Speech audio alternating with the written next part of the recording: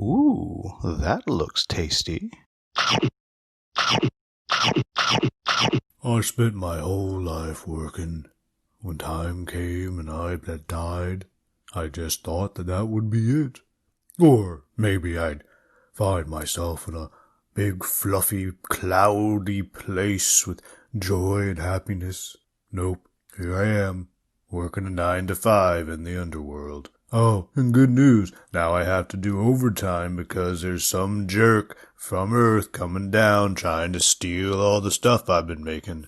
New life, same stuff. Welcome, folks. Today the Hungry Gamer is back with another Kickstarter preview, and today we're talking about Scare Factory, published by Supar Games. Now, before I jump in, please make sure you turn on your Klingon subtitles, because if I make any rules errors, that's where you'll find the corrections. Additionally, I do need to point out that everything you see here is just a prototype, and in particular, I need to point out that these miniatures are just 3D printed. They will be of a higher quality, more detail, more definition, and obviously they will not be breaking like these have. I'll say some of these happen to break and are missing pieces because I am not the first reviewer to get this. And when you ship these things around, that does happen. Now, what Scare Factory is it is a cooperative game in which each player is playing a denizen of the underworld, just making their way through life. So for example, I got Frank here, who is a builder. In life, he was a bodybuilder who lifted too much weight and broke his spine and wound up dying. So that's why he kind of rides around his little cart here. And I got Joey Fishsticks here, who works as a chef.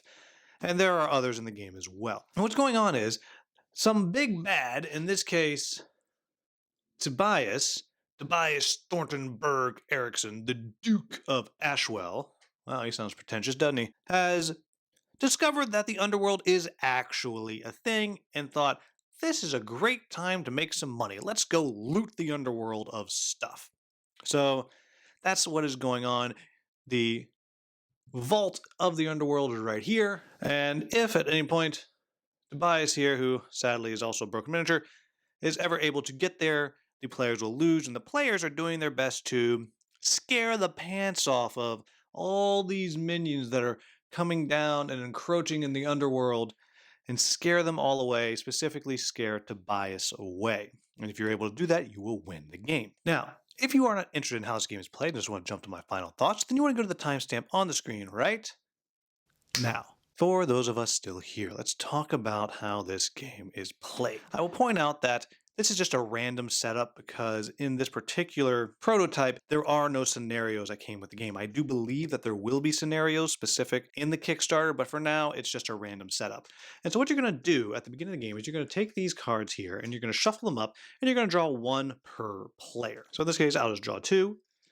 And then you will take a look, and this is going to tell you your basic setup. So in this case, what it's telling me is each one of these is going to give me 5 tile cards, and that is the actual rooms in the dungeon, if you will. It's not really a dungeon. Then you're going to have 3 martial minions out there, and those might be detectives or outlaws.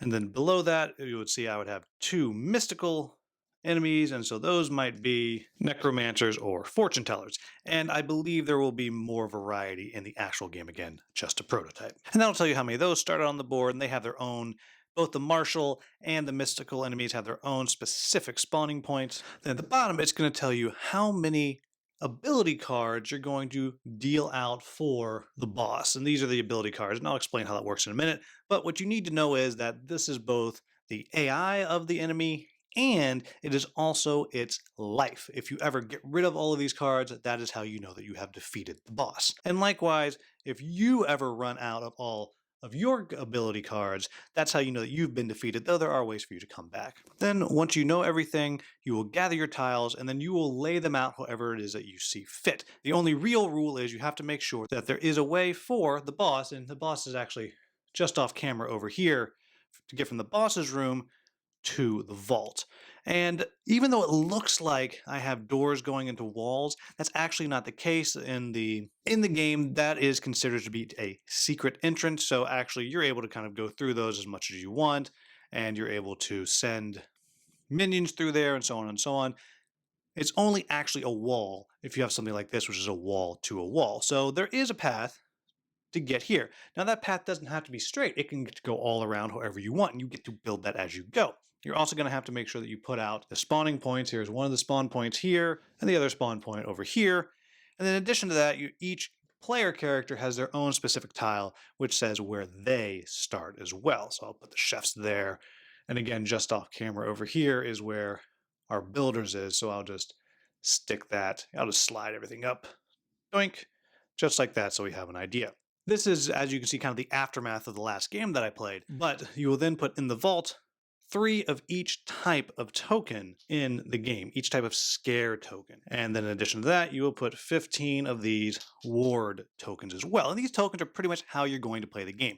Now, the enemy's not going for these tokens, they're just trying to get to the vault. You're going to be using these tokens to scare the enemies away. Now what's going to happen is, on each turn, all of the minions out there, they will move based on dice rolls. So, for example, let's assume that we have a detective and a necromancer here in this room. What I would do is I would simply roll for each of them 1 die. And what it's going to do is it's going to tell you how it is that they are going to move. In this case, I rolled the multicolor for each of them, which means I get to move them any direction that I want. However, had I rolled a specific color, then they would move that direction. So we'll just pretend that I rolled a blue for the necromancer and a green for the detective. So the detective would move over here and the necromancer would move up there. Very, very simple. Now you also might roll where you choose whatever you want, or you might roll the investigation, in which case they're going to advance closer and they're going to ignore a scare token. Now, I've talked about these scare tokens. This is how you're going to win the game. And all of this will make a little more sense when I explain how the card system works later on. If at any point you have laid out these different scare tokens, these just represent different frightening things. You have ooze, you have ghosts, you have, I believe that's creaking floorboards, scary sounding change, and I assume that's just body parts, I'm not quite sure. But if a minion moves into that, they get frightened by one of those. If they move in with the investigation action, they get to remove one first, but if they move in, they get frightened, and you get to pick which one it's going to be, and you take that, and then you have scared the minion. Now, these are going to be important because this is going to be how you draw your cards and how you harm the boss, and I'll explain that in just a bit. But what's important is, once that happens, you roll the scare die. And so what this is telling us is, this minion is going to run towards red, and it will run that way. And in this case, that would be the end of it. However, if there was, say, a ghost scare token over there, what would happen is it would get scared again. And again, I would take this, I would move it over to the boss mat, and then I would roll this again. And that would tell us where he runs to again. Now, I rolled a green, but let's just say I'd rolled that he's going to come back to this room, and he gets scared a 3rd time. He is so scared, he flees, he runs away, and he is eliminated from the board. And that's kind of the core of how those work. If the minion winds up coming to the same space as one of your characters, you might take some damage being cards. But let's talk about the boss itself, because this is what's really important. So the boss is not present in the game until several rounds have gone by, which kind of gives you time to prep and weaken the boss as you go. And as you play, you'll simply have the boss mini out here on this little timer, and when it gets down to the U, that's when the boss will actually show up and will start doing its thing, and I will explain that in just a second. And what's important about the boss is when the boss is there, it'll go first each turn, and it will get to move twice. So it'll roll its die 2 times, move, go where it goes, roll again, and so on. But here is the core. I mentioned every time you scare a minion or scare the boss, you're going to be picking these tokens, you're going to be placing them over here on the boss board. And these are going to do 2 things. At the end of the round, it's going to cause the boss to discard one of its cards, i.e. hurt it. So if I manage to get 2 scares there, I would be able to remove both of these cards before it even gets to use them. Now, depending on how many cards you had to deal out at the beginning, you may or may not have other cards underneath there. Then what's also going to happen is, at the end of the round, this is going to allow you as a player to draw more of your cards, and again, that will make sense in just a moment or two, but the point is you get to draw 1 shared amongst all of the characters per scare token over here. Now, when the bosses showed up, in addition to actually moving twice per turn, it's going to flip over all of its cards here. And then it will carry out all the cards going from left to right. Now, some of these cards are going to be ones that happen every single turn. Sometimes it's going to be a card that literally it says, when this is flipped over, do this thing, and so on and so on. But as those are out, and as the boss is there, you're going to start to be able to choose which of the different scare tokens you want to have out there to try to harm the boss. Also, it's worth pointing out that at some point, some of the scare tokens are going to be useless to you because there's only going to be some abilities out there. And you're going to go around and around until you're able to get rid of all these cards. You do that, and the boss is like, you know what? I'm out. Peace. And he will run away. Now, let's talk a little bit about how the heroes work, because the heroes have their own board here. And just like the boss, cards act as your health. Now, when you start the game, you're going to have 3 different cards out. And on your turn, if you take a look up here, it tells you how far you can move. That's 6 tiles. And again, you can go through secret doors all you want. You can even unlock locked doors, which means a wall out into nothing, and you just put out a new tile. You're going to be able to place 1 ward token, which are these blue ones. You put those in entryways, and if a minion tries to go through it, you get to determine which direction it's going to go. It doesn't actually necessarily go through there. And then any other 1 token of your choice. So wherever you are, you're going to get to throw down a token. And then this particular character can play up to 1 card. So you can use any of these cards down here. Now, all 3 of these are called consumables. So I take this, I play this one right here, Creaky Floorboards times 5, and I would discard this card, and then I would get 5 Creaky Floorboard tokens, and now I'll be able to use them as I go. However, there are other kinds of cards. You might have a repeatable, like this, and this allows you to move a token somewhere else, and so that's a card that you can use it, but it's going to stay here on your board. And it's also possible to have ones that are simply passive, and that's something you don't actually have to activate it, it just works as it goes. But I told you that you're getting to draw new cards at the end of the round, so one, you may have an open space because you've been hurt, or an open space because you've used a consumable, or maybe it's full and you wind up finding that you're drawing cards. And what's going to happen is as you draw the cards, you have to choose which one of your abilities you're going to cover up.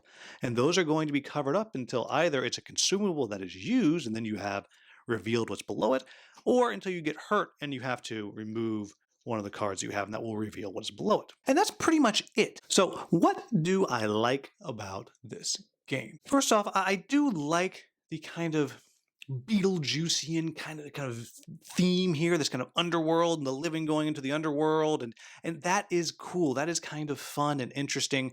And I also really do like this card system here. I think this is fascinating to me. I am a fan of your abilities being your health. And I like that each of the different characters has a different size stack of cards, I guess representing how tough they are. But I like this that you have 3 cards out there that you can use, and sometimes you're going to expend your life to use an ability. But what's neater to me is you kind of have this puzzle that you're working out of, well, I'm drawing new cards.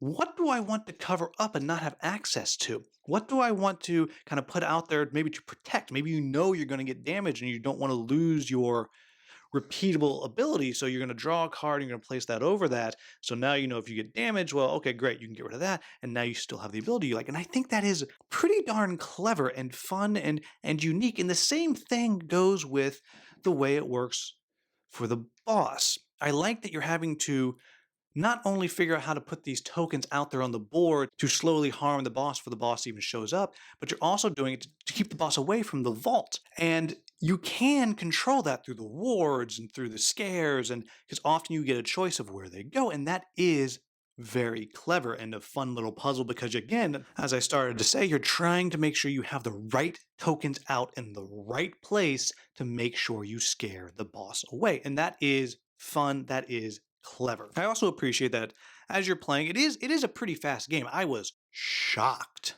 and I mean shocked, that the first game that I played, I had to pause to check the rules and things like that, but if take away rules checks, I actually finished in 20 minutes, maybe 30.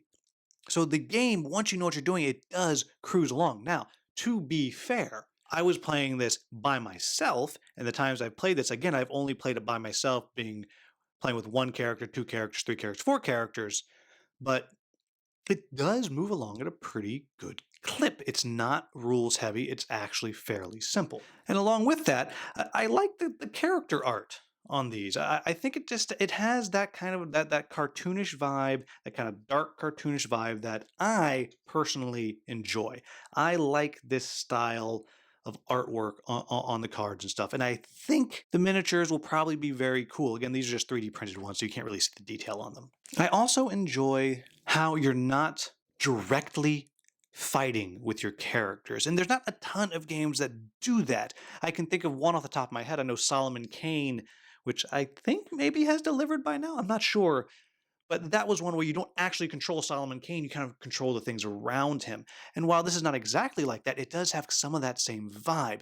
You're going around, you're laying traps, you're laying out the things you need to succeed. But if you ever are in a space with one of the minions, that is bad. You never, ever want that to actually happen. And I do think that is a clever kind of twist on a lot of these miniature heavy type games. That is a fun aspect of it.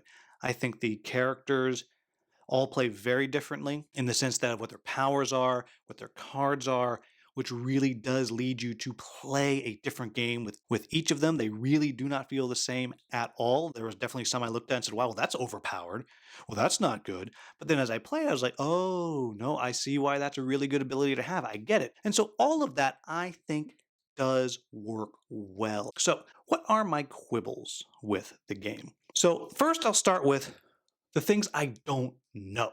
I do not know how the scenarios are going to work. I do not know if there's going to be a through line or something like that. I do not know how many different types of minions there will be. I believe there's supposed to be 2 big bosses, but I'm not sure. So I don't know how much you're going to get. I do not know how much variety there's going to be. So that is something to kind of keep an eye on and keep in mind. How much variety do you want? Do you need in your game? So that's the first thing. The second thing I will bring up is I found this game very easy. And yes, you are able to adjust the how fast the boss enters. That is absolutely something that you can do. And to be fair, I was only playing on normal difficulty. I did not amp it all the way up to hard. I didn't drop it all the way down to easy. For me, I like to have an idea of on the normal mode, how hard is this game? And I found it very easy. I was never even close, not even close to losing the game. And it is possible that this is just a game that I am a master at right away. I doubt it. I'm not really that good at games when it comes down to it. And I think there is something to do with somewhere in the difficulty setup. I feel like there's something that's not quite dialed in yet. That's a very easy fix. But right now, for me, this game is quite easy. And then my only other significant quibble with the game is so much of it is determined by these dice. And I am not against dice. I love dice. One of my favorite games is Too Many Bones. I literally have just sitting over there the trove chest, which is, I think, literally 35 pounds, mostly of dice. I like dice. But when I'm playing this, what I found was the complete really lack of predictability of where the minions are going to explore, while somewhat thematic, took away from the gameplay a little bit for me because it meant that I wasn't setting up a plan necessarily so much as I was kind of carpet bombing the area with all these threat tokens. So, well, wherever it is that they go, they're going to hit another one, which again is okay. It's okay, but I wish there was a little more predictability in that because I did find at times where I had turns where it just nothing particularly interesting was happening because the dice would roll for them to move to begin with and they would just go the opposite direction. Well, okay, again, I get it because they're exploring, they're looking for stuff, but mechanically, I found it a little bit disappointing. And then the only other thing, it kind of goes along with what I mentioned about the difficulty level of the game. I really wanted, when I was going after the boss, I really wanted him to do more. Now, that might be again because I was doing really well, and by the time he even showed up, I had already crippled him quite a bit. But I wish that they did more. Yes, they're going to roll their movement die twice every turn, and they're going to do that twice at the beginning of every turn. Yeah, that's fine, but I wish there was a little more to it. I wish maybe the bosses knew a little more about what was going on. They've had all their minions down there, so maybe they just move towards the place they're going. Like they know where they're going, they're going to go that way. And I just think that would have added a little more pressure to the game.